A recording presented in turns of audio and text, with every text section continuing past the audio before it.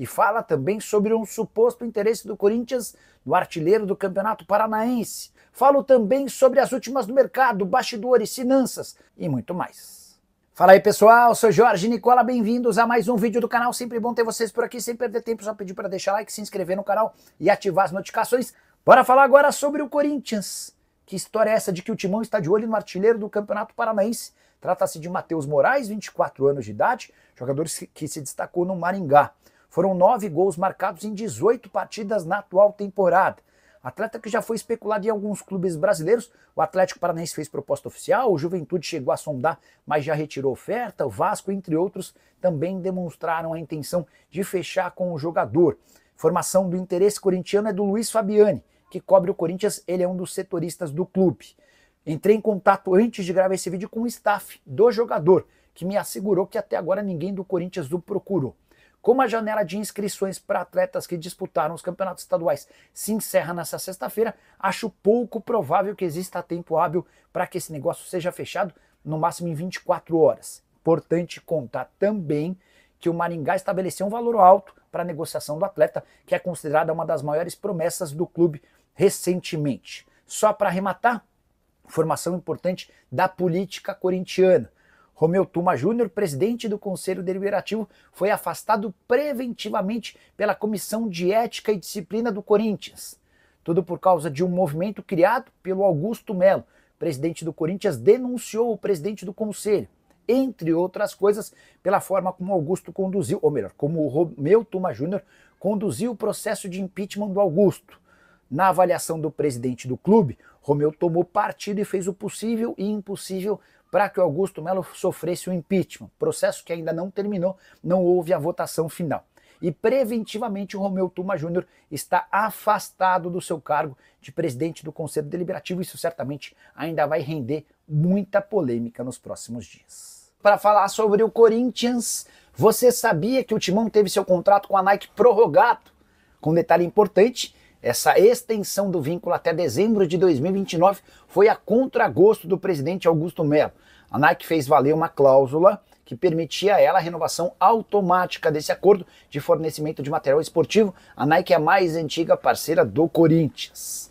O Timão na temporada passada batalhava por um belo reajuste nos valores, por entender que a Nike banca muito menos ao Corinthians do que a Adidas paga ao Flamengo. Pois bem, a Nike, baseada no que já estava previsto no contrato, acresceu pequenas coisinhas e vai seguir mantendo um pagamento de 6 milhões e 200 mil dólares por ano como remuneração fixa, além de um aumento de 25% do repasse do valor líquido das vendas. Existem uma série de bônus atrelados a título e descontos em caso de desempenho ruim do time relacionado à parte esportiva. Corinthians e Nike que também discutem uma série de taxas que o Timão tem a pagar para a fornecedora de material esportivo. Até por conta dessa situação que eu acabei de contar, Corinthians notificou a Nike que não considera essa renovação de contrato legal. E a justificativa se dá porque a Fisia, que é a representante legal da Nike, é que teria levado adiante essa extensão do acordo. A estratégia do Corinthians é tentar anular a renovação do contrato. A questão vai parar na justiça, porque tanto a Nike quanto a Fisia já disseram que não há nada equivocado ou errado entre as partes. Só para completar o noticiário corintiano, o Timão empatou em 1-1 contra o América de Cali na noite dessa terça-feira na Colômbia. O Corinthians sai perdendo e chega ao gol do empate em finalização de Mateuzinho, que desvia no adversário. O resultado não é dos melhores, mas pelo menos mantém o Corinthians vivo na briga pela classificação para a próxima fase. Em caso de derrota, o Corinthians poderia ver o Huracan e a América de Cali com 6 pontos e a chance de classificação bastante distante. E você, corintiano, que pensa sobre tudo que eu contei? Não esquece de deixar like, de se inscrever no canal. Bora falar agora sobre o Corinthians com informação exclusiva. Igor Coronado não tem rendido como se imaginava e tem um custo bem alto, 2 milhões de reais por mês. Mas além disso, e aqui vem a informação exclusiva, ele tem na comissão técnica alguém que não morre de amores por ele. Eu me refiro a Emiliano Dias, filho do Ramon Dias, o treinador do Timão, e alguém super importante na estrutura e na comissão técnica alvinegra. O Emiliano Dias não manda, mas tem enorme voz dentro da comissão técnica. É o cara que mais interfere e influencia seu pai. E a relação do Coronado com o Emiliano não é boa por conta de aspectos apenas futebolísticos. Não houve uma treta, uma discussão, uma questão envolvendo ambos. É que o Emiliano entende que o Igor Coronado entrega pouco no momento sem bola e não combate. Aquele meia atacante do modo antigo, que gosta de jogar muito com a bola, mas que tem pouca transpiração sem ela. E nem fui eu que notei, uma pessoa do Corinthians que me fez essa revelação em relação às diferenças entre Coronado e Emiliano, lembrou, até pediu para que eu assistisse a comemoração do gol do Coronado contra o Fortaleza. Você deve fazer o mesmo exercício. Depois busca aí no YouTube, gol do Coronado contra o Fortaleza no jogo válido pelas quartas de final da Sul-Americana do ano passado. Corinthians vence o Fortaleza por 2-0 no Castelão. Primeiro gol da partida é marcado justamente pelo Coronado. Na comemoração todo mundo super contente, mas uma imagem mostra o Ramon Dias, outros auxiliares festejando, e no banco de reservas o Emiliano Dias com cara de poucos amigos. A partir daí, dentro do Corinthians, ficou muito clara essa diferença entre o auxiliar técnico, que tem bastante moral interna, com relação ao meio-campista. Coronado, que na atual temporada soma 13 jogos e apenas 2 gols marcados, foi titular na vitória contra o Vasco por 3-0, mas não foi utilizado no duelo contra o América de Cali, partida em que o Corinthians preservou alguns dos seus titulares.